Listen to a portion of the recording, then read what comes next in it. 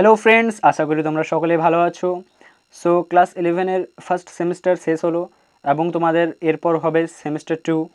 So এই semester 2টি একটু কঠিন হবে, কারণ এখন তোমাদেরকে লিখিত পরীক্ষা দিতে হবে আর ওএমআরে গোল করলে চলবে না।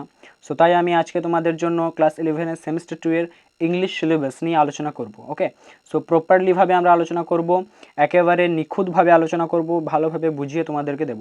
এবং আজকে আমি ইংলিশের আপলোড করছি, আর একদিন দুদিন পর সমস্ত সাবজেক্টের আমি আপলোড করে দেবো। ওকে, সো চলো বেশি কথা না বাড়িয়ে ভিডিওটিকে শুরু করা যাক। সো তোমরা দেখতে পাচ্ছ ফুল মার্কস তোমাদের 40, অর্থাৎ পূর্ণমান 40 থাকবে। সো এখানে তোমাদের 5টি ইউনিট থাকবে। ওকে, সো 5টি ইউনিট আমি সম্পূর্ণভাবে আলোচনা করব এবং কোন কোন ইউনিট থেকে কত নম্বরে আসবে সেগুলিও দেখে নেব। ওকে, সো ফার্স্ট ইউনিটে হচ্ছে তোমাদের প্রোজ, অর্থাৎ গল্প। সো গল্পের মধ্যে তোমাদের থাকছে ফার্স্ট হচ্ছে দ্য গার্ডেন পার্টি, যেটি ক্যাথরিন ম্যান্সফিল্ড লিখেছেন, এবং সেকেন্ড হচ্ছে এলিয়াস জিমি ভ্যালেন্টাইন, এটা লিখেছেন ও হেনরি। থার্ড হচ্ছে অফ স্টাডিজ, এটা লিখেছেন ফ্রান্সিস ব্যাকন।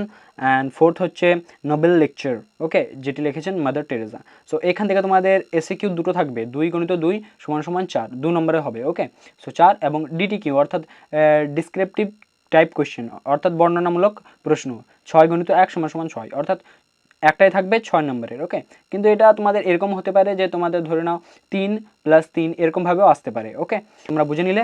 সো এখান থেকে টোটাল হচ্ছে তোমাদের 10। Is it clear? তারপর আমরা চলে আসবো ইউনিট 2, ভার্স, অর্থাৎ কবিতা। এই কবিতাতে তোমাদের দুটো কবিতা থাকছে, মাই লাস্ট ডাচেস, যেটি লিখেছেন রবার্ট ব্রাউনিং, অ্যান্ড সেকেন্ড হচ্ছে অ্যান্ড স্টিল আই রাইজ, যেটি লিখেছেন মায়া অ্যাঞ্জেলো। ওকে, সো এইখান থেকে তোমাদের 2 মানে দুটো আসবে, অর্থাৎ 4, এবং ডিটিকিউ মানে ডিসক্রিপটিভ টাইপ কোয়েশ্চেন একটা থাকবে, 6 × 1 = 6, সো টোটাল হচ্ছে 10। ওকে, সো নেক্সট হচ্ছে ইউনিট 3, র্যাপিড রিডার। এখান থেকে তোমাদের একটাই আসবে ডিটিকিউ, 5 × 1 = 5। ওকে, সো চ্যাপ্টারগুলি হচ্ছে দ্য ঘোস্ট ব্রাহ্মণ, যেটা লিখেছেন লাল বিহারী দে। তারপর সেকেন্ড হচ্ছে এ ঘোস্টলি ওয়াইফ, যেটা লিখেছেন লাল বিহারী দে। থার্ড হচ্ছে the man who wish to be perfect, এটাও লিখেছেন লাল বিহারী দে। ইউনিট 2তে তোমরা যদি একবার লক্ষ্য করো তাহলে তোমরা দেখতে পাবে যে জাস্ট দুটোই চ্যাপ্টার আছে, বাট এখান থেকে তোমাদের 10 মানের আসবে, কারণ এই কবিতাগুলি না প্রচণ্ড বড়। ওকে, সো তাই বলছি তোমরা এই চ্যানেলটিকে সাবস্ক্রাইব করে রাখো, এবং পরবর্তীকালে আমরা এই সমস্ত চ্যাপ্টার নিয়ে আলোচনা করব। সো যাই হোক, সো তোমরা দেখে নিলে ইউনিট 3 থেকে টোটাল 5 নম্বর থাকছে।